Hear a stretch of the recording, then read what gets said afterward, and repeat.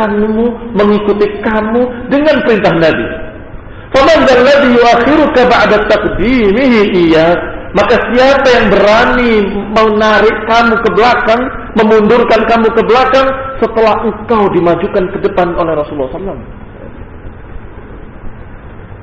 Wa kana Rasulullah sallallahu alaihi wa ala alihi wasallam yatakallam fi sya'ni Abi Bakr fi hal hayatih. Dan bahwasanya Rasulullah SAW telah berbicara tentang Abu Bakar Siddiq di masa hidupnya, dan sudah kita bacakan tadi hadis-hadisnya. Bima yubayyin lis-sahaba annahu ahaqqun nas bil khilafah, dengan sesuatu yang menerangkan pada para sahabat bahwa Abu Bakar Siddiq adalah ahaqqun nas, yang paling berhak di antara manusia untuk menjadi khalifah setelahnya. Falidzalika ittafaqu alaihi wajtama'u. Oleh karena itu para sahabat ittafaqu, sepakat, wajtama'u, dan mereka ijtama', berkumpul sepakat mereka. Fantafa'u bimakanihi wallah wartafa'u bihi wartafaqu. Maka mereka mendapatkan manfaat dengan terpilihnya Abu Bakar Siddiq. Mereka mendapatkan manfaat dari Allah bimakanihi, dengan sebab kedudukan Abu Bakar sebagai khalifah. Wartafa'u bihi, dan semakin tinggi kemuliaan mereka. Wartafaqu,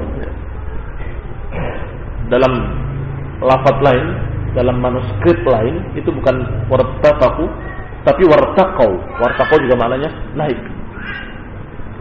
Hatta qala Abu Hurairah, sampai Abu Hurairah radhiyallahu taala anhu mengatakan, wallahi alladzi la ilaha illa hu laula anna Abu Bakrin istukhlif lama 'ubidallah. Walamma qila lahu mah ya Abu Hurairah qama bihujjatin sahhah qawluhu fasaddaquhu fihi wa aqarru bih. Dikatakan oleh Imam Al-Qadhuni, sampai Abu Bakar Siddiq, sampai Abu Hurairah radhiyallahu anhu berkata, demi Allah, kalau saja demi Allah yang tidak kecuali dia, laula Abu Bakrin ustukhlif, kalau saja Abu Bakar tidak menjadi khalifah, niscaya Allah tidak diibadahi lagi di dunia. Dan diucapkan bukan sekali, diulangi lagi. Wallahi alladzi la ilaha illa hu law anna Abu Bakr laula anna Abu Bakrin ustukhlif lama 'ubidallah. Diucapkan lagi begitu oleh Abu Hurairah, sampai para sahabat mengatakan, "Mah, cukup buat Abu Hurairah." Ya. Karena kalimat ini kalimat yang betul-betul mengerikan, ya. Kalimat lau. Kalau saja Abu Bakar tidak menjadi khalifah, niscaya tidak diibadahi lagi. Tetapi ketika para sahabat sudah mengatakan, "Cukup wahai Abu Hurairah," maka Abu Hurairah mengatakan dengan dalil. Nih buktinya, disebutkan oleh beliau satu persatu. Yang hujjah ini sahih, menunjukkan benarnya ucapan Abu Hurairah. Kalau saja Abu Bakar Siddiq tidak menjadi khalifah, niscaya kaum muslimin sudah murtad. Niscaya kaum muslimin sudah kacau dan entah mereka dalam keadaan seperti apa. Dan ini ikhwan fillah azakumullah disebutkan oleh para ulama beberapa langkah-langkah Abu Bakar yang menunjukkan ketepatan beliau dalam memimpin. Kalau saja bukan Abu Bakar Siddiq, mungkin berbeda keadaannya, mungkin akan parah. Seperti kejadian pertama, apa yang diperintahkan oleh Abu Bakar Siddiq radhiyallahu anhu kepada tentara Usama. Jais Usama berangkat. Diperintahkan tentara Usama untuk berangkat dalam keadaan Rasulullah SAW baru wafat, dalam keadaan kacau. Inilah yang para sahabat-sahabat lain masih bimbang. Apa langkah seperti ini benar? Dalam keadaan di negeri ini kacau, kenapa kita harus mengirimkan pasukan ke luar negeri? Kenapa enggak nguruskan dalam negeri saja? Abu Bakar mengatakan tidak. Jais Usama berangkat. Datang lagi sahabat mengatakan, wahai Abu Bakar, bagaimana keadaan kita demikian-demikian? Maka Abu Bakar mengatakan dengan kalimat yang terkenal, lau la'ibatil kilabu bi khalakhil nisa'il Madinah ma radadtu jayshan anfadahu Rasulullah sallallahu alaihi wa ala alihi wasallam. Sungguh kalaupun anjing-anjing Madinah mempermainkan gelang-gelang kaki para wanita Madinah, yang di sana ada istri-istri Nabi. Dalam riwayat lain, walaupun anjing-anjing Madinah mempermainkan gelang-gelang kaki istri-istri Rasulullah SAW, tetap aku tidak akan menggagalkan satu pasukan yang telah diperintahkan oleh Rasulullah untuk berangkat. Gak akan berani lisan saya membatalkan pasukan yang sudah diberangkatkan oleh Rasulullah SAW. Karena sebelum wafat beliau, masih sakitnya beliau sudah memerintahkan Zaid Usama berangkat ke daerah Syam sana, ke Romawi untuk berjihad fisabilillah, yang dipimpin oleh Usama bin Zaid yang umurnya baru 17 tahun. Sedangkan pasukannya banyak kibar dari sahabat. Maka ketika Rasulullah SAW wafat, mereka belum jauh sehingga mendengar wafatnya Rasulullah SAW. Mereka balik. Setelah balik dan terjadilah apa yang terjadi dan dibaiat Abu Bakar, maka ketika Abu Bakar dibaiat, perintah pertama dari beliau radhiyallahu anhu adalah tentara Usama berangkat. Kenapa gini dalam keadaan itu diberangkatkan oleh Rasulullah SAW? Tidak mungkin saya berani membatalkan apa yang sudah diperintahkan oleh Nabi. Berarti dalilnya dari Abu Bakar Siddiq adalah as-sunnah. Dalam riwayat lain, Abu Bakar mengatakan sebagaimana yang dinukil dalam Ta'dhimus Sunnah, sungguh aku tidak berani meninggalkan satu sunnah pun yang telah dilaksanakan oleh Rasulullah sallallahu alaihi wa ala alihi wasallam. Kalau tinggalkan satu sunnah dari sunnah Rasulullah SAW, aku takut aku akan sesat. Aku khawatir aku akan menyimpang, tersesat. Ini juga pemahaman Abu Bakar terhadap manhaj agama ini. Pemahaman Abu Bakar Siddiq tentang ayat Allah Subhanahu wa taala, "Falyahdharil ladzina yukhalifuna an amrihi an tusibahum fitnah aw yusibahum 'adzabun alim." Hendaklah berhati-hati orang-orang yang menyelisihi perintah Nabi. Hendaklah berhati-hati. Akan ditimpa fitnah, bisa fitnah kekufuran atau kesesatan, atau ditimpa azab yang pedih. Abu Bakar Siddiq paham ayat ini. Kalau satu sunnah ditinggalkan, aku khawatir aku akan sesat. Demikian kata Abu Bakar Siddiq radhiyallahu anhu. Maka ini adalah sunnah Rasulullah, dan Rasulullah sudah memerintahkan, maka aku tidak akan membatalkan apa yang sudah diperintahkan oleh Rasulullah SAW. Di dalam riwayat lain, ucapan Abu Bakar mengatakan, "Lau jarratil kilab." Kalau anjing-anjing Madinah menarik kaki-kaki, bukan gelang kaki, menarik kaki-kaki istri-istri Nabi, aku tetap tidak akan menggagalkan tentara yang sudah diberangkatkan oleh Rasulullah SAW. Disinilah manhaj ahlu sunnah berbeda dengan manhaj aklani.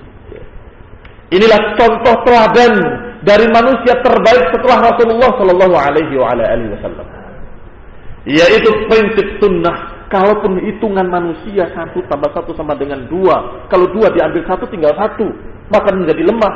Ini hitungan kalah kalau sudah ada sunnah. Bukankah kalau pasukan berangkat, kalau 2 diambil 1 tinggal setengah lebih lemah daripada 2, kan begitu hitungan matematiknya. Tetapi Abu Bakar Siddiq tidak memikirkan secara matematis. Kalau sudah ada sunnah, kalau sudah ada keputusan dari Nabi berangkat, maka Abu Bakar mengatakan tidak akan berani berangkat, menggagalkannya. Berangkat. Subhanallah, terbukti apa yang diucapkan oleh Abu Hurairah tadi. Orang-orang yang hampir murtad dari desa-desa yang dilewati, sebagaimana dikisahkan oleh Ibnu Arabi dalam kitabnya Al-Awasim min Al-Qawasim, dikisahkan pasukan Usamah ini berangkat melewati desa-desa, dan setiap desa akan murtad, tidak jadi. Kalau dalam keadaan pasukannya tetap solid seperti ini, berarti masih kuat kaum muslimin. Tidak jadi murtad. Desa berikutnya juga begitu. Desa berikutnya demikian. Dan sebagian desa-desa masih nunggu. Sebentar, kita tunggu saja. Apakah perangnya menang atau kalah? Kalau mereka kalah, kita nggak ada Islam-Islaman, kita keluar. Kalau menang, kita tetap dalam Islam. ternyata Allah berikan kemenangan yang gilang gemilang dan mereka semua tambah yakin bahwa Allah Subhanahu wa taala menolong agama ini dan mereka tambah imannya bahwa Allah Subhanahu wa taala betul-betul meridhai agama ini. Lihat ya. Betul apa kata Abu Hurairah tadi, kalau saja Abu Bakar tidak jadi khalifah dan kemudian tidak diberangkatkan Syekh Usamah, itu desa-desa sudah murtad seluruhnya. Yang kedua, mereka orang-orang di Syam dan Romawi, di Romawi dan Persia, yang mereka mendengar atau sisa-sisa mereka ya, mendengar Rasulullah SAW, mereka nyalinya tambah besar, ya. Mereka tambah sombong dan mereka menganggap sekarang ya, masanya mereka akan binasa karena pimpinan mereka telah mati, kata mereka. Tiba-tiba belum kering lidah mereka mengatakan seperti itu, pasukan Usamah datang ya, dengan gagah berani. Mereka semua mengatakan salah dugaan kita. Mereka tetap solid walaupun ditinggal oleh nabinya, walaupun ditinggal oleh pimpinannya, tetap kokoh, tetap kuat.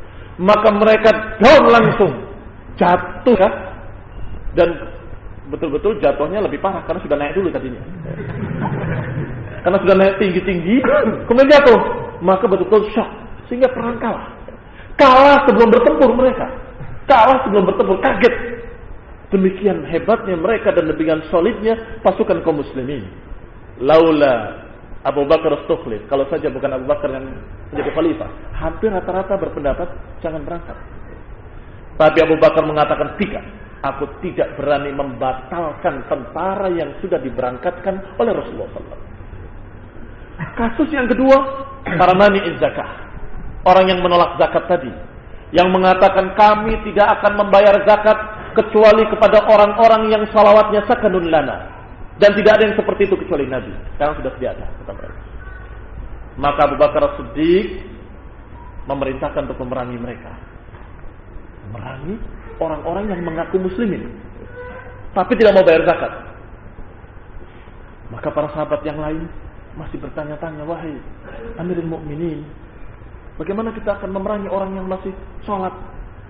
Bagaimana kita akan memerangi orang-orang yang dalam keadaan mengaku Islam? Maka Abu Bakar As-Siddiq mengatakan, wallahi law mana'uni iqalan kanu yu'addunahu ila Rasulillah sallallahu alaihi wa ala alihi wa sallam laqataltuhum alaihi.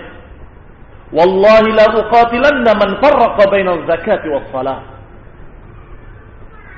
Demi Allah, kalaupun mereka menghalangi aku atau tidak mau memberikan kepadaku iqalan, atau dalam riwayat lain inaqan, seekor anak unta yang biasa mereka berikan kepada Rasulullah SAW, kemudian sekarang mereka tidak mau memberikannya walaupun seekor anak unta, laqatalnahum alaih. Ini ucapan Abu Bakar Siddiq untuk menunjukkan bahwa beliau memerangi mereka urusannya bukan hartanya, urusannya bukan karena butuh dana ya untuk kampanye, bukan karena butuh dana untuk memperkokoh kedudukannya sebagai penguasa sehingga dipaksa harus bayar, bukan. Sampai dikatakan walaupun seekor anak unta, bahkan di riwayat lain iqalan, walaupun seutas tali saja, saya akan perang. Karena apa? Karena masalah itu adalah kufur. Mengatakan dengan juhud, saya tidak mau zakat, itu kufur. Dan ketika sebagian orang mengatakan, tapi kan mereka mengucapkan la ilaha illallah. Sedangkan dalam Al-Quran, dalam hadis yang sahih, Rasulullah SAW mengatakan, umirtu an uqatilan nasa hatta yashhadu an la ilaha illallah wa idza qaluha asamu minni dima'ahum wa amwaluhum illa bihaqqin. Bukankah Rasulullah SAW mengatakan, aku diperintahkan untuk memerangi manusia sampai mereka mengucapkan la ilaha illallah. Kalau mereka sudah mengucapkan la ilaha illallah, maka terlindung darahnya dan hartanya kecuali dengan haknya. Apa kata Abu Bakar Siddiq radhiyallahu anhu? As-salatu waz-zakah min haqqiha. Salat dan zakat termasuk haknya la ilaha illallah. Demi Allah, kalau mereka membedakan antara salat dengan zakat, aku akan perangi mereka. Dijawab semuanya dengan dalil. Di antaranya ayat Allah Subhanahu wa taala yang menyatakan khallu sabilahum. Kepada siapa diucapkan demikian? Ini tidak, jangan diperangi. perangilah kaum musyrikin. Sampai ayat Allah menyatakan, "Faman tabu wa in tabu wa aqamus shalah wa atawuz zakah fakhallu sabilahum." Kecuali kalau mereka mau bertaubat, berarti masuk Islam kan? Wa aqamus shalah wa atawuz zakah, mengeluarkan zakat dan mendirikan salat dan mengeluarkan zakat. Dua ini disebut oleh Allah Subhanahu wa taala. Kalau sudah mereka bertaubat, artinya masuk Islam. Dan salat dan mengeluarkan zakat, faqsadilahum, biarkanlah mereka, jalan mereka, jangan diperangi. Kalau sudah dua ini dikerjakan, kalau dia mau salat enggak mau zakat, perangi. Kalau mau zakat enggak mau salat, perangi sampai mereka mau salat dan zakat. Faqallu sabilahum. Ini dalil. Berarti a'lam. Abu Bakar ini di samping afdal wa a'lam, paling alim, berilmu di kalangan para sahabat. Terus ada yang bertanya, setelah rata-rata orang ini menasihati Abu Bakar supaya jangan diperangi, mani'iz zakah ini, kemudian ada yang bertanya, ma'aman tuqatil? Kalau gitu, kau mau berperang sama siapa? Yani siapa yang ikut kamu berperang? Ma'aman tuqatil? Bersama siapa kamu akan berperang? Wahdi. Hatta tanfalida salifati. Aku perang sendiri. Sampai terpisah dua uratku ini, urat leherku. Dan tidak terpisah urat leher itu kecuali mati. Aku sendiri yang mau perang. Aku mau berangkat sendiri.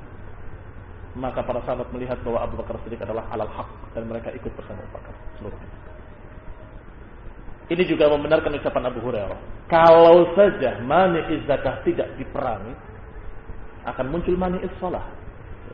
Setelah mani'iz shalah tidak diperangi, akan muncul pula mani' yang lainnya. Islam itu boleh pilih-pilih. Saya ngerjakan ininya saja, itunya enggak. Saya mengerjakan yang ini saja, itunya enggak. Tapi alhamdulillah, dengan diperanginya mereka, irta'ad, bergetar semua yang lainnya. Yang murtad, yang hampir murtad enggak jadi. Semuanya. Ini juga Allah takdirkan dengan rahmat dari Allah terpilihnya Abu Bakar. Sehingga dengan sebab kedudukan Abu Bakar, selamatlah kaum muslimin dari kemurtadan, selamatlah kaum muslimin dari kesesatan, selamatlah kaum muslimin dari kekufuran, dan kaum muslimin tetap dalam keizzahannya, tetap dalam kemuliaannya. Dilihat oleh Romawi dan Persia tetap dalam keadaan kuat, solid, dan mulia. Ini ikhwan fillah azakumullah, di antara apa-apa yang membuktikan ucapan Abu Hurairah, laula Abu Bakr ustukhlif ma ubidallah. Kalau saja Abu Bakar tidak jadi khalifah, niscaya manusia tidak beribadah lagi pada Allah. Niscaya murtad semua manusia.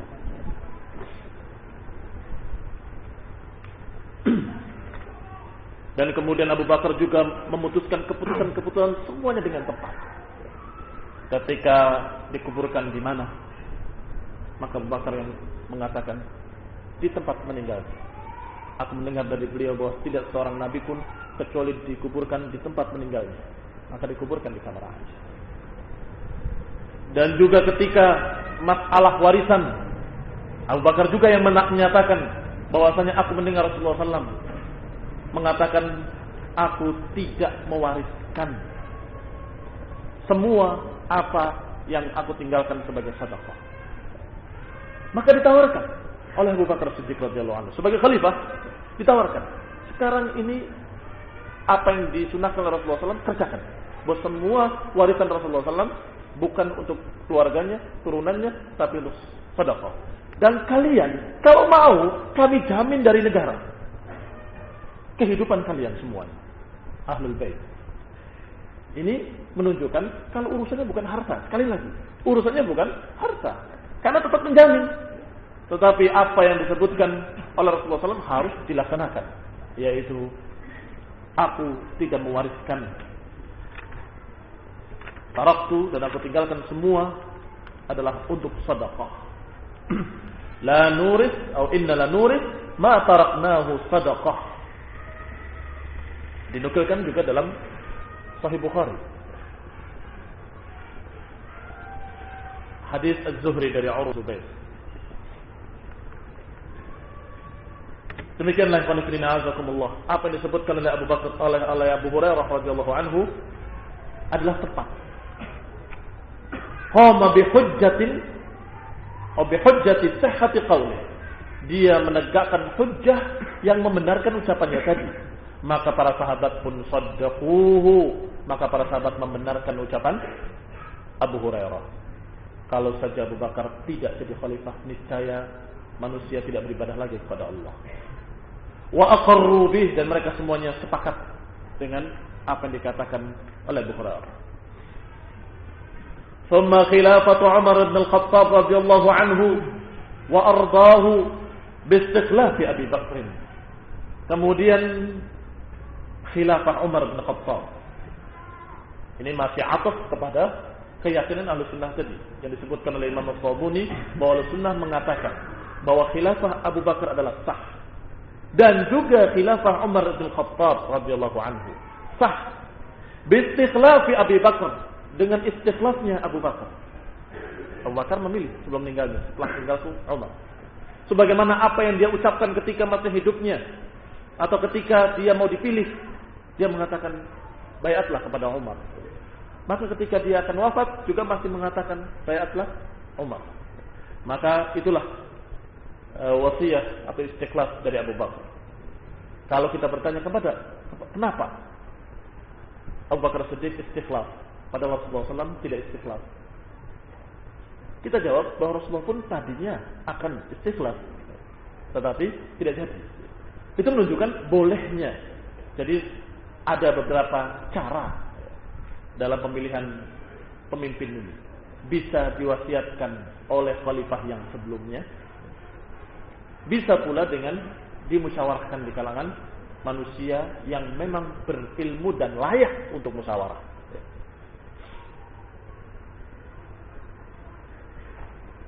Radhiyallahu ta'ala anhu, semoga Allah meridai Umar bin Khattab radhiyallahu anhu. Dan bittifaq sahabat alaihi ba'dah. Dan setelah istikhlafnya Abu Bakar, para sahabat pun sepakat. Umar bin Khattab sebagai khalifah, wa injazillahi subhanahu bimakanihi fi i'la'il Islam wa i'zami sya'nihi wa'dihi. Dan Allah Subhanahu wa taala membuktikan dengan kedudukan beliau-beliau, dengan kedudukan Abu Bakar dan Umar, Allah membuktikan janji-janjinya fi i'la'il Islam, untuk menaikkan keislaman atau memuliakan Islam, wa i'zami sya'nihi, dan mengagungkan Islam, dan membuktikan janjinya. Allah Subhanahu wa taala membuktikan janjinya dengan asbab. Di antara asbabnya adalah Khalifah Abu Bakar dan Khalifah Umar. Apa janjinya? Janjinya adalah apa yang Allah katakan di dalam Al-Quran, wa'adallahu alladhina amanu minkum wa 'amilus salihati sayastakhlifannahum fil ardi kama istakhlafa alladhina min qablihim wa la yumakkinanna lahum dinahum alladhi irtada lahum wa la yubaddilannahum min ba'di khawfihim amna. Allah menjanjikan untuk orang yang beriman di antara kalian dan beramal saleh, pasti Allah akan mantapkan mereka di muka bumi sebagaimana telah berkuasa di muka bumi orang-orang sebelum mereka. Dan pasti Allah akan mantapkan mereka, untuk mereka, agama mereka. Dan Allah ridha untuk mereka, agama mereka. Dan Allah ganti rasa takut mereka dengan rasa aman. Ini semuanya terwujud di zamannya Abu Bakar wa Umar. Terwujud aman, karena 2/3 dunia dikuasai oleh kaum muslimin. 2/3 dunia ini dikuasai oleh kaum muslimin, sehingga kalau awan itu berjalan dan menurunkan hujannya dimanapun, barokahnya akan kembali kepada kaum muslimin. Sehingga di antara ucapan-ucapan penguasa-penguasa, khalifah-khalifah setelah mereka, setelah para sahabat, kalau melihat awan berjalan, mereka berkata, wahai awan, idhabi haitsu syi'ti, pergilah kamu kemana kamu mau, barokahmu pasti akan kembali kepada kami.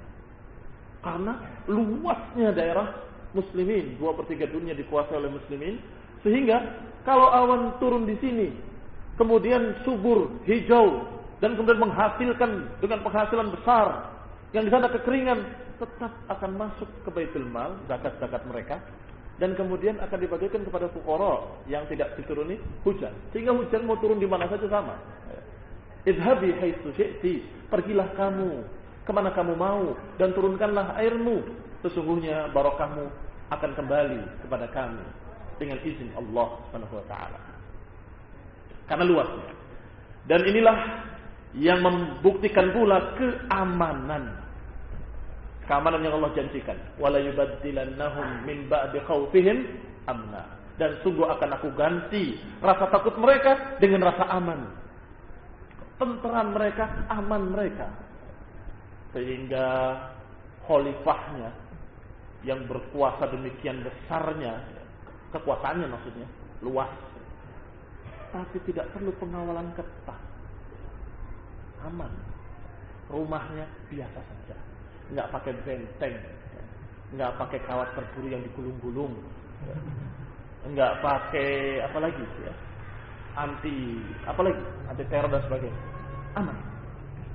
Ketika ada seorang yang ingin menemui beliau dalam keadaan beliau tidak di rumahnya, di bawah pohon tidur, tertidur di bawah pohon, khalifah loh ini.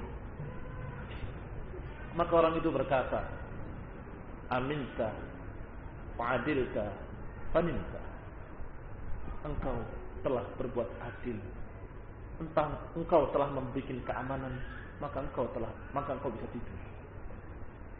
Dia membayangkan, karena dia datang dari negeri yang di sana rajanya betul-betul dikawal ketat, dia melihat ini heran. Engkau telah berhasil, engkau telah berbuat adil sehingga tidak ada orang yang terdolimi. Kan biasanya yang bahaya itu orang yang terdolimi, toh. Orang kalau sudah terdolimi sampai pada batas yang mereka sudah habis kesabarannya, tentunya marah. Marahnya bisa menteror, bisa memberontak, bisa ini, bisa segala macam, sehingga nggak aman. Tapi kalau dia adil, engkau telah berbuat adil. Sampai pakaiannya, ketika ada orang yang mencari-cari, wahai Amirul Mukminin, kainmu lebih panjang daripada kain-kain kami, karena beliau tinggi besar. Sehingga kain yang dibagikan oleh Umar kepada mereka, kain hasil rampasan perang dan hasil dari Baitul Mal dibagikan, itu untuk mereka pas, untuk Umar nggak cukup. Tapi mereka lihat kok cukup, berarti tidak adil. Engkau tidak adil. Kainmu lebih panjang daripada yang dibagikan pada kami. Apa yang kalian ucapkan? Kainmu, kain saya gabung antara punyaku dan punya anakku. Terjawab. Jadi masalah kain saja tidak berbeda dengan rakyatnya. Adilta, fa'aminta, faninta. Karena engkau berbuat adil, maka engkau aman. Karena engkau aman, engkau bisa tidur. Kalau engkau tidak berbuat adil, alias zalim, engkau merasa tidak aman. Takut dengan para orang-orang yang terdolimi. Kalau engkau takut dengan orang-orang yang terdolimi, engkau nggak bisa tidur. Mau pakai pil berapa biji, ya, obat tidur. Nah, Allah Subhanahu wa taala memberikan janjinya untuk mereka dan untuk kaum mukminin, kaum muslimin dengan sebab khalifah-khalifah ar-rasyidun tersebut. Dan tentunya keutamaan Umar banyak, di antaranya yang bergandengan dengan Abu Bakar Siddiq tadi, yaitu ucapan Rasulullah SAW, iktadu billadaini min ba'di Abi Bakr wa Umar. Ikutlah atau jadikanlah teladan orang-orang setelahku, yaitu Abu Bakar dan Umar. Disebutkan Umar. Atau apa yang sudah ijma' di kalangan para sahabat, yaitu afdalu ummatin Nabi ba'dahu Abu Bakrin tsumma Umar. Atau ucapan-ucapan lain yang khusus untuk Umar bin Khattab, yaitu riwayat-riwayat ketika Rasulullah SAW melihat para akhwat ini yang biasa ribut terus, ramai, suaranya terdengar. Orangnya tidak terlihat, tapi suaranya terdengar. Begitu Umar bin Khattab datang, sepi mereka. Maka Rasulullah SAW mengatakan, "Lau salaka syaitan hajjan." Kalau syaitan menjalani, kalau engkau salaka hajjan, kalau engkau menjalani satu jalan, dan kemudian syaitan menjalani jalan kamu, niscaya syaitan akan mencari jalan lain yang selain jalan kamu. Ini kalau kepergok dengan Umar, syaitan akan lari. Lah kalau dikatakan syaitan lari mencari jalan lain, tidak berani menjalani di jalan yang Umar jalan di situ, kira-kira bagaimana syaitan akan menggodanya?